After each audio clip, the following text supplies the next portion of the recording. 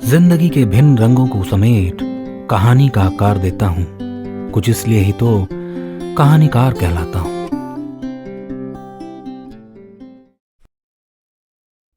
मित्रों, हमारी कहानियां सुनने के लिए हमारा चैनल सब्सक्राइब करना और बेल आइकन दबाना ना भूलें। कहानियों के घर में आपका स्वागत है। मैं हूं कहानीकार सुधांशु राय और सुना रहा हूं आगे की कहानी, detective Bumrah and the dream killer भाग 3। अब तक आपने सुना अनवीर और उसका बेटा रोहित एक रहस्यमयी आदमी के साथ गेम खेलते हैं, पर उसके बाद वो ऐसी जगह फंस जाते हैं जहां लोग उनका रक्त पीना चाहते थे। बूमरा अनवीर को बचा लेते हैं, पर रोहित की आज की रात बेहद खतरनाक थी, क्योंकि आज या तो वो जीवित बचेगा या मृत्यु के घाट उतर जाएगा। अब आगे की कहानी। डिटेक्टिव बूमरा को ज्ञात था हम तुम आज वो खेल खेलेगा कि अनवीर के बच्चे को बचा पाना लगभग नामुमकिन होगा। उसे वैसे भी अब तक बूमरा की चाल का अंदाजा लग चुका होगा और इस बार वो ऐसा चक्रव्यूह रचेगा कि स्वयं बूमरा का सही सलामत निकल पाना एक चैलेंज ही होगा। लेकिन सैम और डिटेक्टिव के साथ वो व्यक्ति भी था जिसका इन खेलों से करीबी वास्ता था, डॉक्टर शेखावत। हर किसी का मन विचलित था कि आज होगा तो क्या होगा। एक छोटे बच्चे की जान जो दांव पर थी, किसी भी तरह की भूल चूक की कोई गुंजाइश थी ही नहीं। अब बस एक ऐसा गेम प्लान तैयार करना था कि अनवीर के बेटे रोहित पर खतरा आने से पहले ही उसे निकाल लिया जाए। अंधकार फिर से दस्तक देने लगा और सूरज पूरी कोशिश कर लौट गया। हालांकि उजाले ने इतना समय जरूर दे दिया था कि तैयारी में कोई कमी न रह जाए। अनवीर के घर के कमरे में सैम, डॉक्टर शेखावत और बूमरा एक प्रिज्म के सामने खड़े थे। प्रिज्म से एक लाइट होते हुए सीधे एक ट्रांसपेरेंट ऑब्जेक्ट पर जा रही थी। डॉक्टर, मैं समझा नहीं, आपने ये लाइट बनाई क्यों? एक ऑब्जेक्ट से दूसरे ऑब्जेक्ट में जा रही है, फिर आप कह रहे हैं इसे आप बूमरा के सर पर फोकस करेंगे, होगा क्या इससे? सैम के अपने ही सवाल थे। मैं लाइट के सोर्स को बूमरा तक इस फॉर्म में लेकर जाऊंगा जिससे हिप्नोसिस के दौरान मदद मिल सके। असल में हम तुम हिप्नोसिस का इस्तेमाल कर लोगों को एक ऐसी जगह लेकर जाता था जहां सब कुछ उसके मुताबिक चलता है, और वहां शुरू होता था एक ऐसा खेल जिसको कोई भी जीत न सका अभी तक। पिछली बार मैंने बूमरा को हम तुम के खेल का हिस्सा बनाकर उतारा हिप्नोसिस की मदद से, और एक नया एग्जिट रूट भी बनाया जिसके बाद बूमरा अनवीर को लेकर वहां से निकल पाए। हिप्नोसिस एक खतरनाक प्रक्रिया है। अगर उसका अभ्यास करने वाला व्यक्ति अव्वल दर्जे का है तो हम तुम जब भी किसी को वहां बेड पर ले जाता था, उसके बाद उसे हिप्नोटाइज करके अपने गेम में प्रवेश देता था।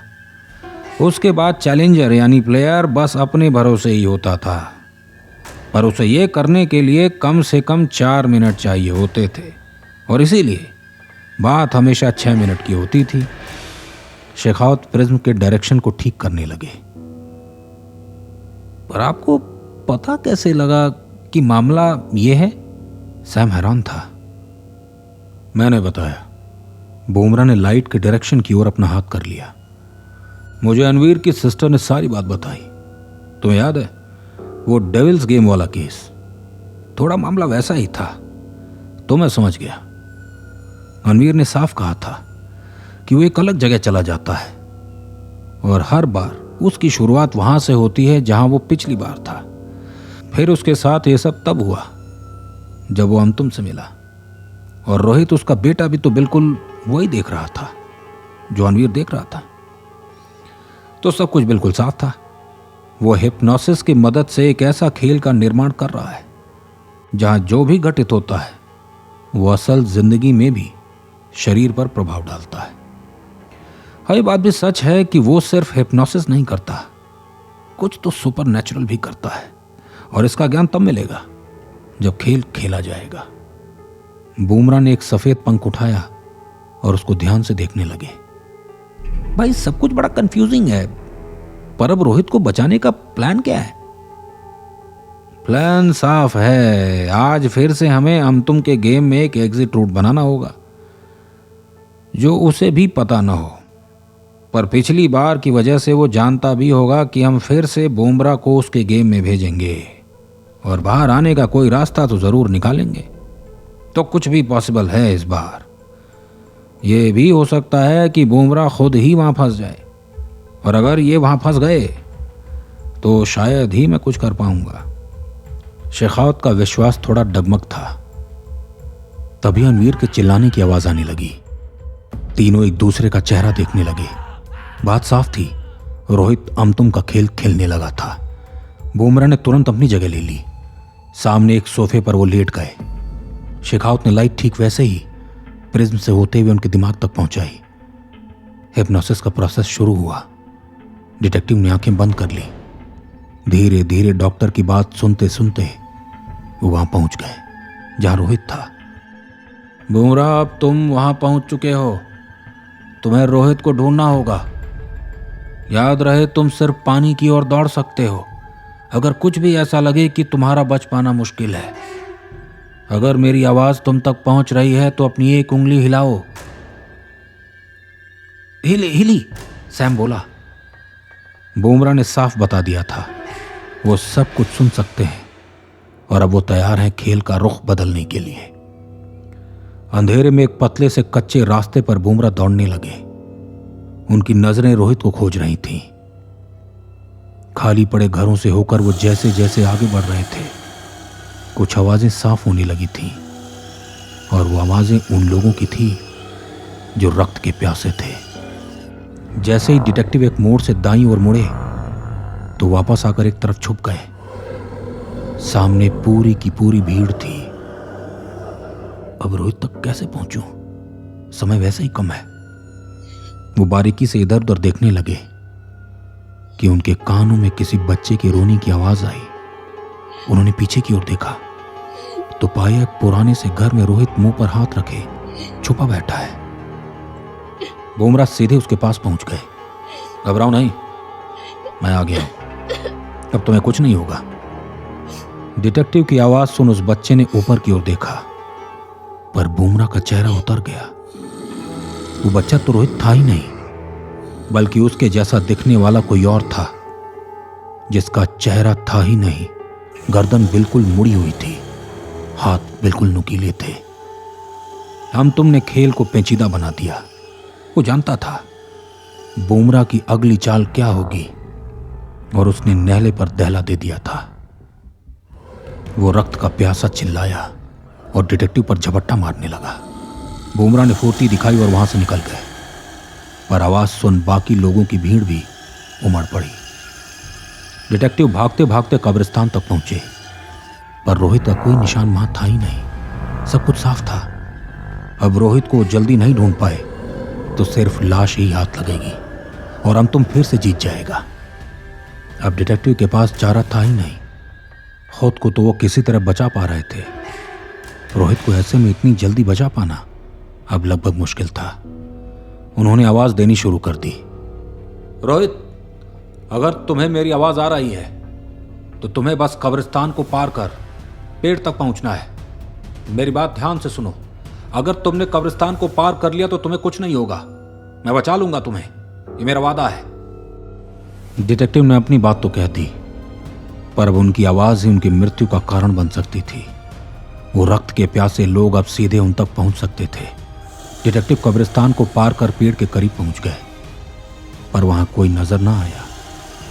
सामने बस अब वो दैत्य ही दिख रहे थे जो उनकी चमड़ी को उधेड़ रक्तपान करना चाहते थे। मायूसी में उन्होंने ऊपर की ओर देखा। जानते थे रोहित अब नहीं बच सकता, पर ऊपर देखते ही उनके चेहरे की मायूसी गायब हो गई, बल्कि वो हल्के से मुस्कुरा दिए। रोहित वहां पेड़ पर चढ़ा छुपा बैठा था। उन्होंने रोहित को तुरंत नीचे उतारा और अपने मजबूत हाथों का इस्तेमाल कर उन खूंखार लोगों को पीछे धकेला। फिर बैग से फायर स्प्रे निकाल उसकी मदद से उनको पीछे कर दिया। शेखावत ने साफ कहा था पानी की ओर जाना होगा। रोहित को ले वो पानी की ओर चले गए, पर हर तरफ वो दैत्य ही नजर आ रहे थे। तो क्या बच पाना मुश्किल था? उस चक्रव्यूह को तोड़ पाना असंभव लगने लगा। अब धीरे धीरे वो दैत्य उन पर और रोहित पर वार करने लगे। उधर सैम और डॉक्टर शेखावत बुमराह के शरीर को देख परेशान हो उठे। कुछ खून के धब्बे शरीर पर उभर आए। वहीं रोहित का पूरा शरीर जोर जोर से हिलने लगा, जैसे शॉक में जा रहा हो। फिर अचानक रोहित का शरीर शांत हो गया। कोई हरकत रह ही नहीं गई थी। अनवीर रोने लगा। सैम और डॉक्टर गहरी सांस ले एक तरफ बैठ गए। लगभग 3 मिनट के सन्नाटे के बाद अचानक बुमराह ने आंखें खोली और जोर जोर से सांसें लेने लगे।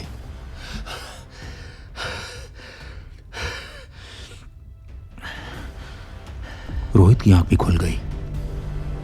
अनवीर अपने बच्चे को गले लगा रोने लगा। भाई, आज तो लगा था बुमराह फेल हो गया। थोड़ी देर के लिए तो ऐसा ही महसूस हुआ कि अब बुमराह कभी नहीं आ पाएगा। सैम चिंतित था। पर तुमने किया क्या? क्या पानी के सहारे कोई रास्ता तुम्हें नहीं मिला? मैंने बस कुछ आगे ही एग्जिट रूट बनाया था। डॉक्टर भी हैरान थे। हम तुमने सारे एग्जिट रूट बंद कर दिए थे।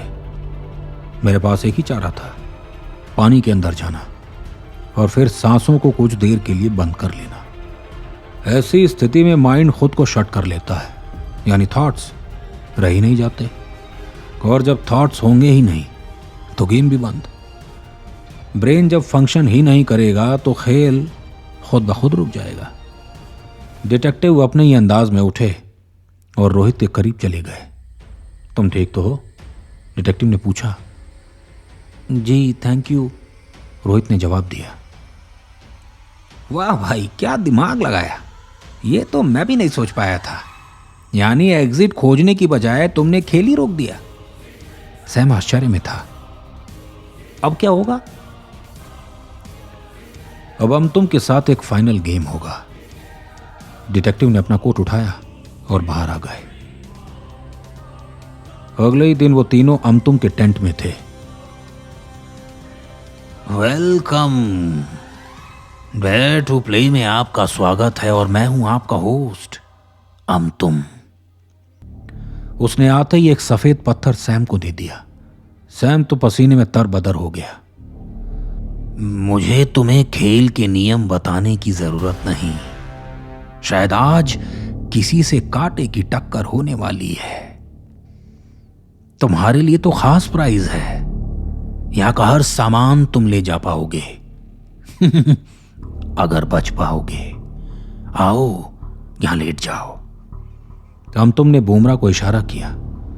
शेखावत और सैम जानते थे कि बुमराह तैयारी के साथ आए हैं, पर जैसे ही खेल शुरू हुआ और अमतुम ने मंत्र पढ़ा, वो जोर जोर से चिल्लाने लगा। उसके शरीर में घाव के निशान बनने लगे। बुमराह ने आंखें खोली और अपना हाथ अमतुम के माथे पर रखा। तभी अमतुम की भी आंखें खुल गईं। कैसे किया तुमने ये? कैसे? अमतुम डरा हुआ भी था और गुस्से में भी।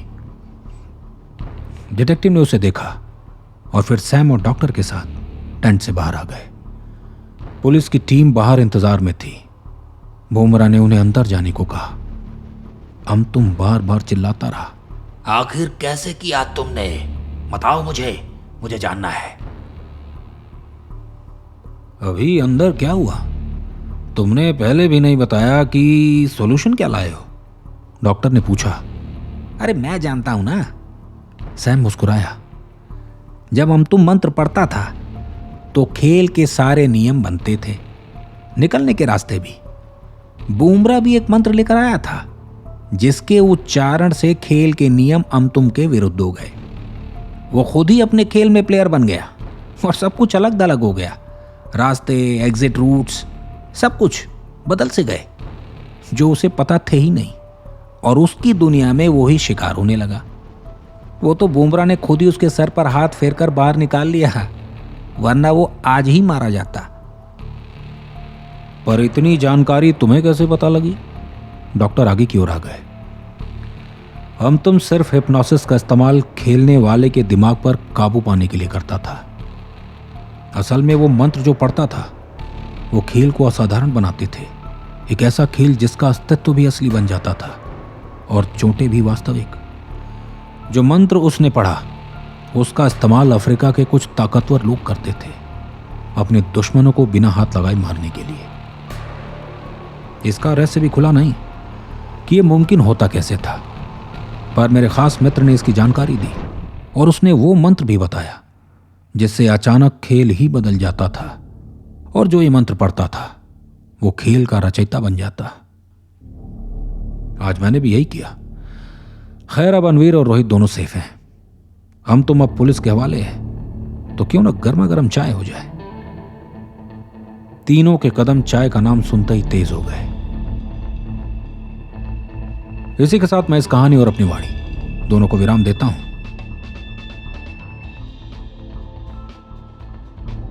मित्रों, यदि यह कहानी आपको पसंद आई तो हमारे चैनल को सब्सक्राइब करना और बेल आइकन दबाना ना भूलें। आप हमें फेसबुक पर सुधांशु राय ऑफिशियल और इंस्टाग्राम पर कहानीकार सुधांशु राय के नाम से खोज सकते हैं।